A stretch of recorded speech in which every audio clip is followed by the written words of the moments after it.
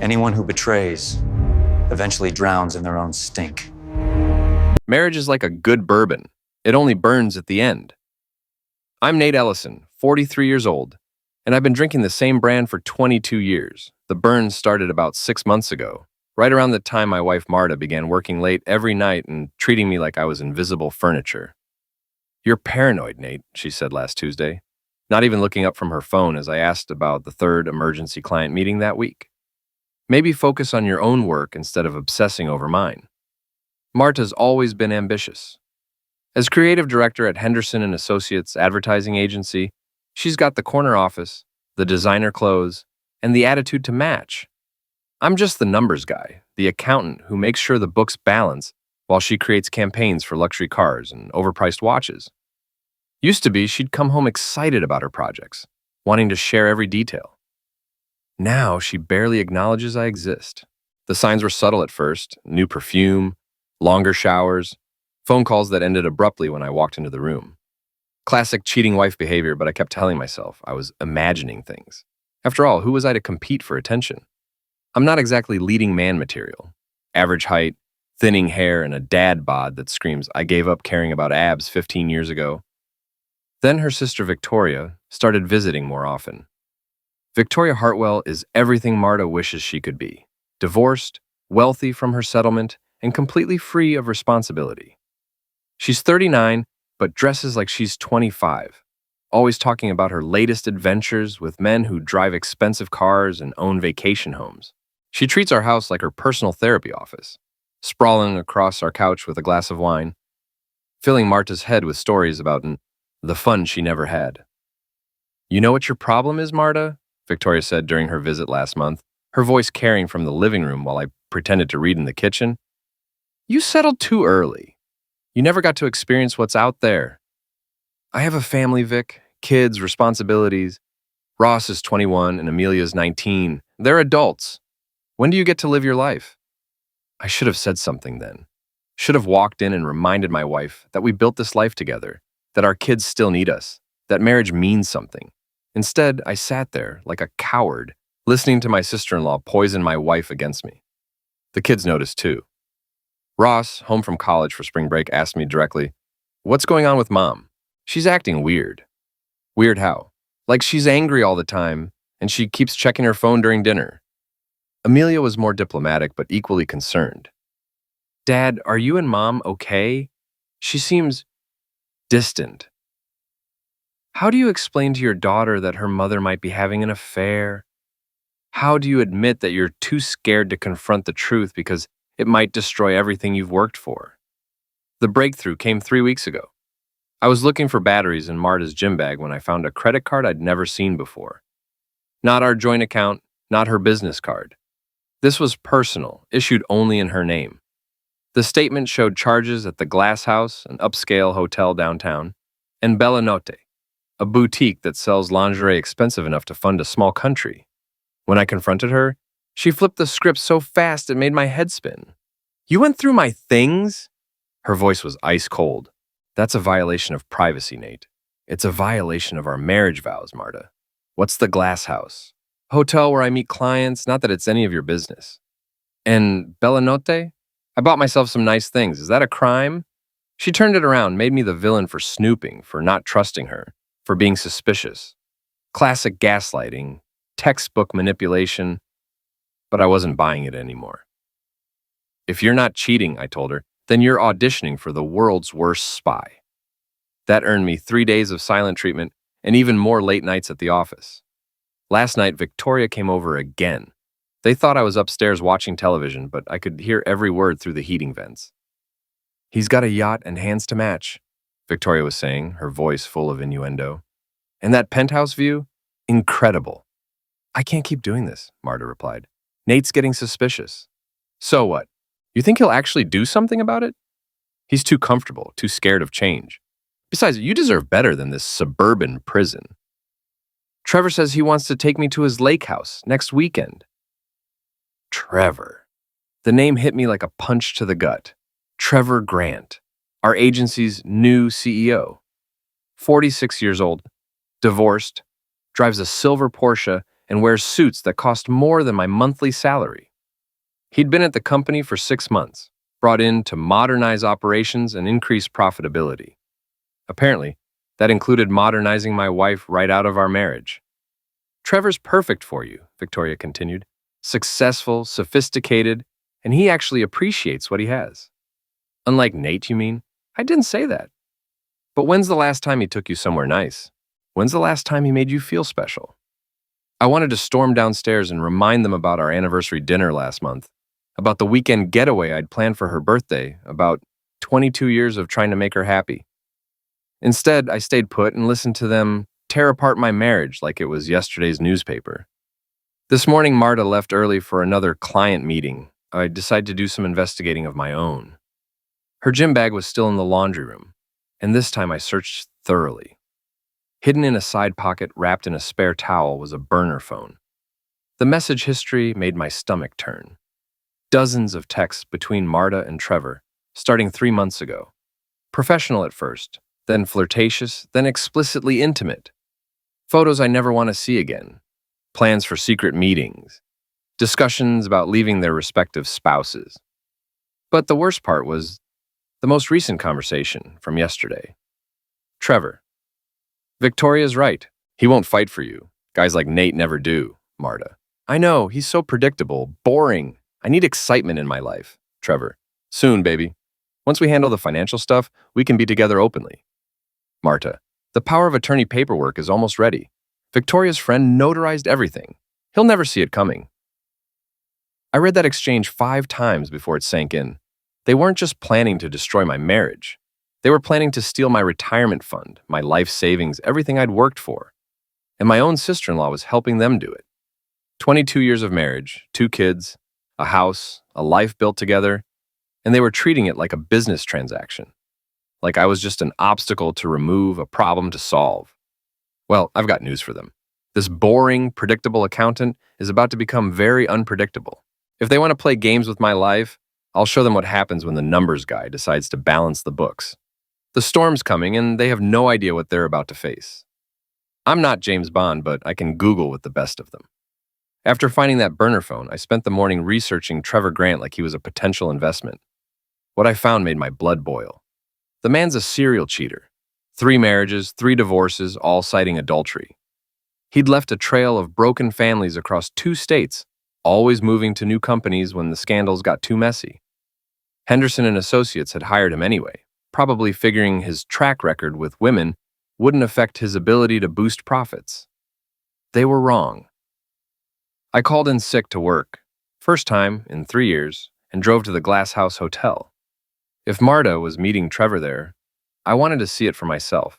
The hotel sits in the heart of downtown, all glass and chrome, the kind of place that charges $50 for a cocktail and makes you feel grateful for the privilege. I parked across the street and waited. 3 hours later, my patience was rewarded. Marta's BMW pulled into the valet area at exactly 2:30 p.m. She stepped out wearing a red dress I'd never seen before, the kind that cost more than our monthly grocery budget. The valet took her keys with the reverence usually reserved for religious artifacts. 5 minutes later, Trevor's silver Porsche arrived. He emerged like he owned the world, straightening his tie and checking his reflection in the car window. The valet practically genuflected. But here's what really made me sick. Victoria's Mercedes was already in the parking garage. I could see it through the glass walls, 3rd level, right side. My sister-in-law was there too, probably standing lookout, or providing moral support for my wife's adultery. I wanted to march in there and confront them all. Wanted to drag Marta out by her hair and expose Trevor for the predator he was. Instead, I sat in my car like a coward, watching my marriage dissolve through hotel glass. My phone buzzed. Text message from Marta. Working late again tonight, don't wait up. The audacity was breathtaking. She was literally 50 feet away, probably already in bed with her boss. And she had the nerve to lie to my face via text message.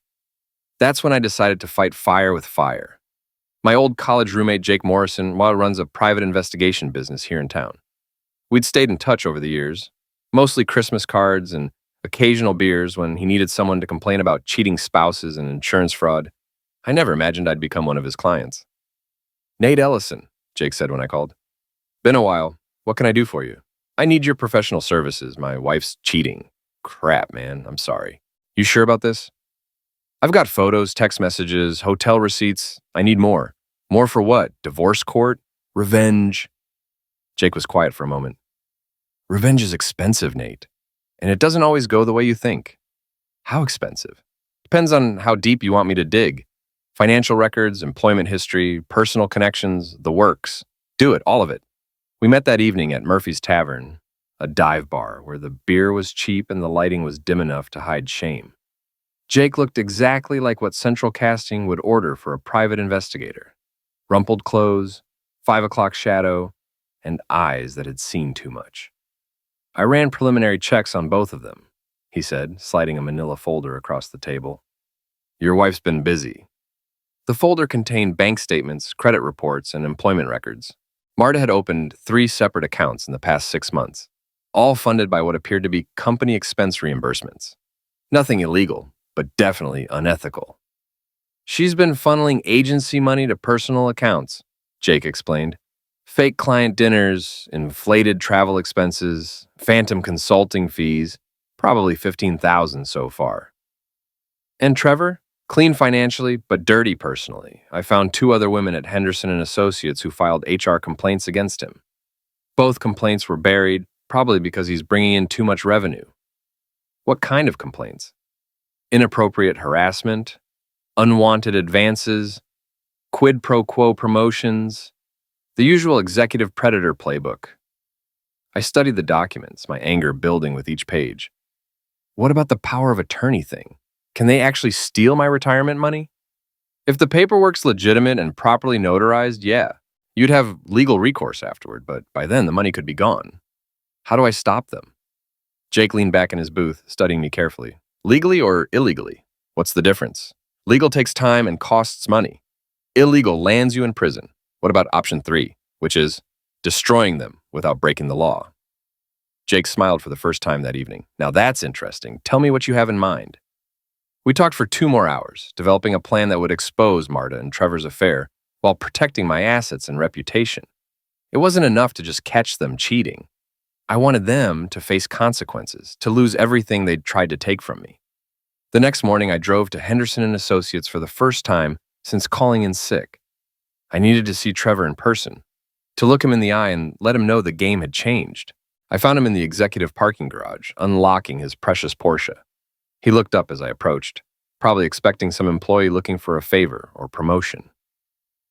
Trevor Grant, I said, my voice steady and calm. Do I know you? Nate Ellison, Marta's husband.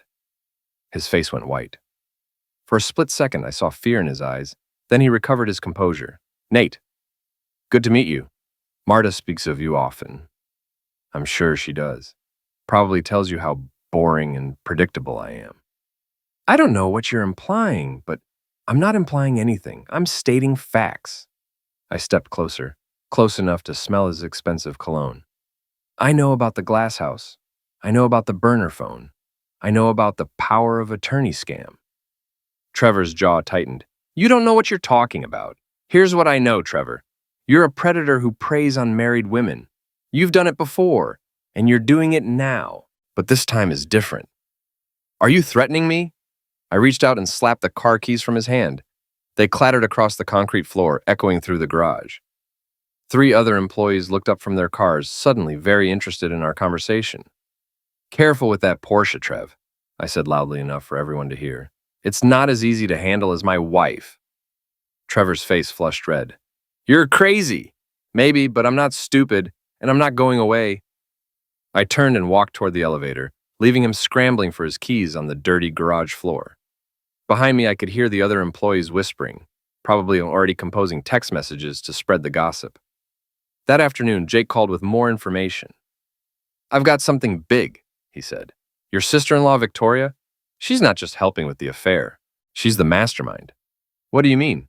The power of attorney paperwork, the financial planning, even introducing Marta to Trevor in the first place. This whole thing was Victoria's idea. My blood went cold. Why? Best I can tell, she wants Marta to be single again. Wants her sister to join her in the divorced and wealthy club. Plus, there's something else. What? Victoria's been telling people around town that you're harmful, setting up a narrative for the divorce, making Marta look like a victim instead of a cheater. The pieces fell into place. Victoria wasn't just supporting Marta's affair, she was orchestrating the complete destruction of my reputation and financial security. She wanted me painted as a violent husband, so Marta could claim everything in the divorce. Jake, I said, how do you feel about getting creative with this investigation?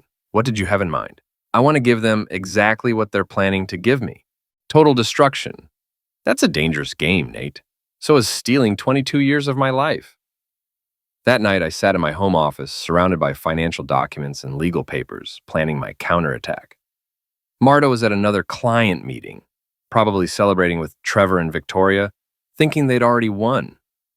They had no idea the boring accountant was about to become their worst nightmare. If the law is too slow, make the law irrelevant. That became my motto as I planned the systematic destruction of everyone who'd betrayed me. The beauty of being an accountant is that you understand how systems work, and more importantly, how to make them fail. I started with Trevor's precious Porsche, fish sauce, 3 bottles of premium Vietnamese fish sauce, the kind that smells like low tide mixed with rotting garbage. I waited until Trevor's next late meeting with Marta, then slipped into the agency parking garage with a maintenance uniform I had ordered online. Security cameras don't pay attention to janitors. I popped the hood and located the air conditioning intake valve. 3 bottles of fish sauce poured directly into the system. By tomorrow morning, every time Trevor turned on his air conditioning, his car would smell like a seafood processing plant in August. But that was just the appetizer. I'd set up a fake social media account weeks earlier, complete with a believable backstory and connections to Henderson and Associates employees. When Trevor's car started reeking, I was ready with my phone, live streaming his meltdown directly to the agency's Slack channel. "What the heck is that smell?" Trevor shouted, standing next to his Porsche in the parking lot, tie loosened and face red with frustration. "It's like something died in there." I zoomed in on his expression as he realized the entire office was watching through the conference room windows. His precious image, his executive composure, reduced to a man gagging next to a luxury car that smelled like a dumpster behind a sushi restaurant. The video went viral within the agency by lunchtime. Someone had screen recorded it from Slack and shared it on the company's internal message boards. By evening, it had spread to other advertising agencies around the city. Trevor Grant, the sophisticated CEO, became the fish sauce Porsche guy. But humiliating Trevor was only phase 1. Marta's social circle started crumbling next. Her book club, her yoga class, her wine tasting group, all the places where she'd built her reputation as the successful, sophisticated creative director. I didn't have to destroy her standing with these women. I just had to tell them the truth. "I'm really struggling," I confided to Janet Morrison, the book club president, during a chance encounter at the grocery store. "Marta's been having an affair with her boss, and I don't know what to do." Janet's eyes went wide. "Nate, I'm so sorry. Are you sure?" "I have photos, text messages, hotel receipts. She's been lying to everyone, including me." Words spread like wildfire through Marta's social networks. By the end of the week, she was getting cold shoulders at yoga class and awkward silences at wine tastings. These women had built their friendships on trust and shared values. Adultery violated both. Meanwhile, Jake was working his magic on the financial front. "I've got everything we need," he reported during our weekly meeting at Murphy's Tavern. "The forged power of attorney, the fake notarization, Victoria's bank records showing payments to the notary. It's all documented." "What about the HR complaints against Trevor?" "Even better. I found a third woman who's willing to go on record, Sarah Chen from the marketing department. Trevor promised her a promotion in exchange for improper favors, then fired her when she refused." "Will she testify?" "She'll do more than that. She's filing a formal complaint with the State Labor Board. Once that happens, the company will have to investigate or face liability issues." I moved out of the house that weekend, taking only what I needed and emptying our joint checking accounts, legally, since my name was on everything. Marta came home to find me loading boxes into a rented truck. "What are you doing?" she demanded, still wearing the red dress from another hotel meeting. "Moving out. I figured you'd prefer the privacy for your extracurricular activities." "Nate, we need to talk about this rationally." "Rationally? You've been screwing your boss and planning to steal my retirement money? What's rational about that? Her mask slipped for just a moment, revealing something cold and calculating underneath. You can't prove anything. Want to bet? I pulled out a manila folder and handed her copies of the bank statements, text messages, and hotel receipts. Her face went pale as she flipped through the evidence. Where did you get these? Does it matter? The question is, what are you going to do now? Marta's phone buzzed. Text message, probably from Trevor or Victoria, wondering why she wasn't responding to their calls. She glanced at it, then back at me. We can work this out, she said, her voice softer now. It doesn't have to end like this. You're right. It doesn't have to end like this. It's going to end much worse. I climbed into the truck and drove to my new apartment, leaving Marta standing in our driveway, holding evidence of her own betrayal. That evening, Amelia called. Dad, Mom's freaking out. She says you moved out, that you're being unreasonable. What do you think, sweetheart? I think Mom's been acting weird for months, and now I know why. Amelia paused, choosing her words carefully. I found something a few weeks ago, a voice recording on Mom's phone. She left it unlocked, and I was trying to set an alarm for her. My heart stopped. What kind of recording? Mom and Aunt Victoria talking about you, about making you look bad in the divorce.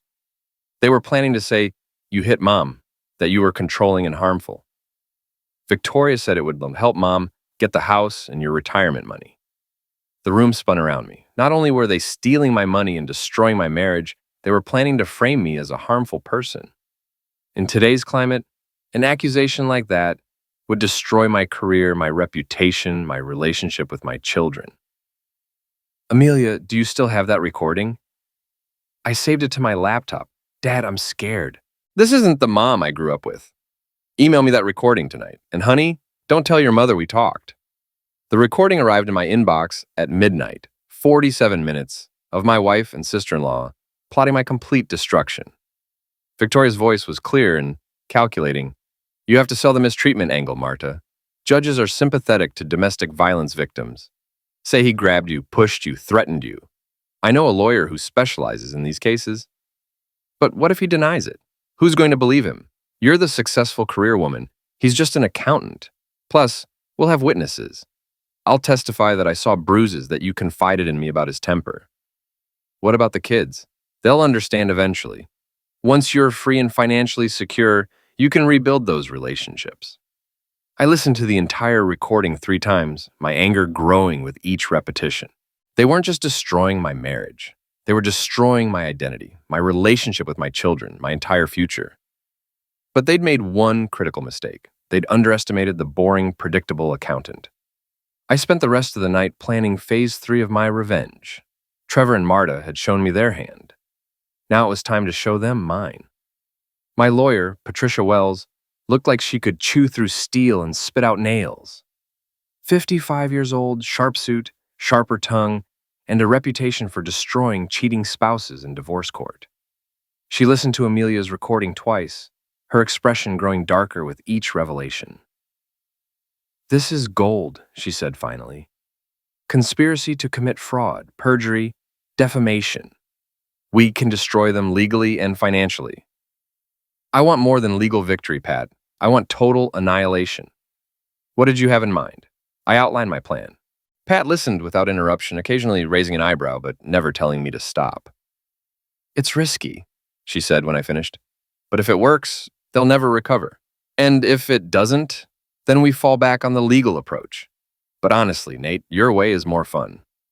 We filed restraining orders first, claiming Marta and Victoria had threatened me with false accusations of domestic violence.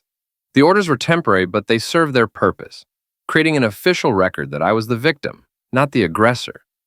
Next, we exposed the forged power of attorney to the bank and my retirement fund administrators. Both institutions immediately froze the accounts and launched investigations. Marta's access to my money vanished overnight. But the real masterstroke was Victoria. My sister-in-law had made her living as a socialite since her divorce, attending charity events and maintaining her reputation as a sophisticated woman about town. Her credibility was everything. So I decided to destroy it. Victoria had been having her own affair, something I discovered through Jake's investigation. Her target was Richard Hartwell, her ex-husband's business partner. a married man with 3 kids, and a reputation as a family values conservative. I scheduled the revelation carefully. Victoria was hosting a charity luncheon at the country club, surrounded by the city's social elite. I waited until she was giving her speech about supporting families in crisis, then sent anonymous text messages to every woman in the room. The messages contained photos of Victoria and Richard at a downtown hotel, along with copies of their explicit text exchanges. Within minutes, the luncheon dissolved into chaos, as wives confronted their husbands and Victoria's reputation crumbled in real time. But Victoria wasn't done fighting. She tried to break into my new apartment the next night, probably looking for evidence to use against me or documents to steal. I'd anticipated this move and installed a security system with motion sensors and cameras. The alarm went off at 2:17 a.m. I watched through my phone app as Victoria jimmied my back door lock and crept into my kitchen, flashlight in hand. She was searching through my papers when I triggered the secondary alarm system, a piercing siren that would wake the entire neighborhood. Victoria panicked, dropping her flashlight and stumbling toward the door. But I had already activated the electronic locks, trapping her inside while the sirens blared and my cameras recorded everything. She was still pounding on the door when the police arrived. "This is harassment," she screamed as the officers handcuffed her. "He's trying to frame me." "Ma'am, you broke into his apartment," Officer Martinez explained patiently. "We have video evidence." "He's harmful. Ask my sister. He threatens women." But the restraining orders told a different story. The police report showed Victoria as the aggressor, not the victim. Her credibility, already damaged by the country club scandal, evaporated completely. Meanwhile, Marta's career was imploding. Sarah Chen's complaint to the State Labor Board had triggered a full investigation of Trevor's conduct at Henderson and Associates. The company couldn't ignore 3 separate misconduct harassment allegations, especially with the fish sauce video, making Trevor a laughingstock in the advertising community. The board of directors called an emergency meeting. Trevor was suspended pending investigation, and Marta, as his closest collaborator and rumored lover, was placed under scrutiny as well. They're reviewing all of her expense reports, Jake informed me during our weekly update. The fake client dinners, the inflated travel costs, the phantom consulting fees. She's looking at termination and possible criminal charges. What about Trevor? Finished, the board's going to offer him a resignation package to avoid a lawsuit, but his reputation in the industry is destroyed. No major agency will touch him. I should have felt satisfied. My enemies were falling one by one, their carefully constructed lives crumbling under the weight of their own corruption. But I wasn't done yet. The final confrontation was building, and I could sense Marta's desperation growing. She'd lost her job, her lover, her social standing, and her financial security. Cornered animals are dangerous, and Marta had always been a fighter. She proved my point the following Saturday night. I was in my apartment reviewing financial documents with Pat when my security system alerted me to movement in my building's parking garage. The cameras showed Marta, clearly intoxicated, trying to break into my car with a crowbar. "She's lost it," Pat observed, watching the live feed on my laptop. "This is going to end badly." I called Amelia, who was staying with friends to avoid the drama at home. "Your mother's at my apartment building, trying to steal my car. Can you get here?" "Dad, she's been drinking all day. She keeps talking about how you've ruined everything, how she's going to make you pay. Just get here and call Ross." By the time my children arrived, Marta had managed to smash my car's windshield and was trying to break into the trunk. She was screaming obscenities, her designer clothes torn and dirty, her carefully maintained image completely destroyed. "Mom, stop!" Amelia pleaded, running toward her. "You're making it worse!" Marta spun around, crowbar in hand, her eyes wild with rage and alcohol. "This is all his fault. He destroyed my life." "You destroyed your own life," I said, stepping out of the shadows. "I just documented it." That's when she charged me with the crowbar. The crowbar whistled past my head, missing by inches and shattering the garage's concrete wall behind me. Marta stumbled from the momentum, her expensive heels slipping on the smooth floor. For a moment, we stared at each other across the dimly lit garage. 22 years of marriage reduced to this pathetic, violent confrontation. "You ruined everything," she screamed, raising the crowbar again. "I had a chance at happiness, and you destroyed it. I had a chance at happiness too, I replied, dodging her second swing. 22 years ago, when I married you. Amelia was crying, pulling out her phone to call emergency. Ross had just arrived and was running toward us from the elevator. The garage's security cameras were recording everything, which was exactly what I wanted. Marta swung the crowbar at my car's remaining windows, glass exploding across the concrete. You think you're so smart, don't you? The boring accountant who outsmarted everyone? I didn't outsmart anyone, Marta. You're just not as clever as you thought. She spun toward me, tool raised, but her heel caught in a crack in the floor. She went down hard, the crowbar clattering away from her reach. I could have helped her up. 22 years of marriage demanded that much, but I stayed where I was. It's over, I said quietly. The police are coming. Victoria's already been arrested. Trevor's finished. Your career's destroyed. You've lost everything, just like you planned for me. Marta struggled to her feet, her dress torn and her makeup streaked with tears. I loved him. Do you understand that? I actually loved him. You loved his money and his status, just like you loved mine, until something better came along. The first police car arrived with sirens wailing, followed quickly by two more. Officer Martinez, who'd arrested Victoria the week before, shook his head as he surveyed the scene. Mrs. Ellison, you're under arrest for assault with a deadly tool and destruction of property. This is harassment, Marta protested as they cuffed her. My husband is trying to destroy me. Ma'am, we have video evidence of you attacking him with a crowbar. This isn't harassment. It's justice. As they led Marta away, Victoria arrived in a taxi, probably summoned by her sister's frantic phone calls. She took one look at the broken glass, the police cars, and Marta in handcuffs, and her face crumpled. This is all your fault, she screamed at me, pointing an accusatory finger. You destroyed a good woman. I destroyed a cheating wife and her accomplice, I replied calmly. There's a difference. Officer Martinez turned to Victoria. Ma'am, you need to step back. You're still under investigation for breaking and entering. I was trying to protect my sister from a harmful husband, the same sister who's currently being arrested for attacking her husband with a crowbar. Victoria's mouth opened and closed like a fish, but no words came out. Her narrative of me as the harmful husband had just been shattered by video evidence of Marta's violence. Ross put his arm around Amelia, both of them watching their mother being loaded into a police car. Dad, what happens now? Now we rebuild, I said, without the people who tried to destroy us. That's when Trevor made his final mistake.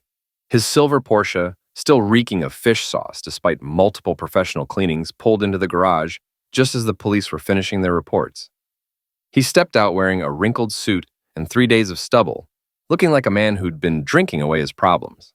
Marta, he called out, apparently not noticing the police cars or the handcuffs. I've been trying to reach you. We need to talk about our plan. Officer Martinez looked at me with raised eyebrows. Friend of yours? That's Trevor Grant, my wife's lover and co-conspirator. Trevor finally noticed the police, the broken glass, and Marta in the back of a patrol car. His face went white as he realized he'd just confessed to conspiracy in front of multiple witnesses.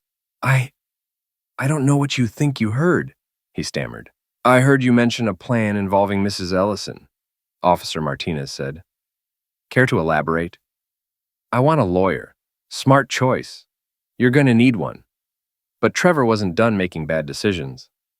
As Officer Martinez approached him, Trevor pushed past and ran toward me, his face twisted with rage.